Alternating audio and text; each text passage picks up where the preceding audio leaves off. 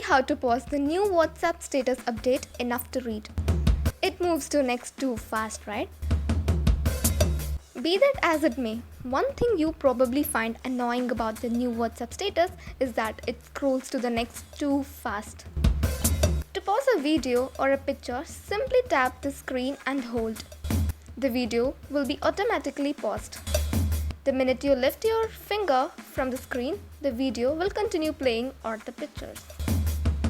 Now here comes the hack for this specific technique. Use 3-finger tap on the status you want to stop running from your view and take your hand off the screen. Cool! The status gets freezed until you tap on the status again.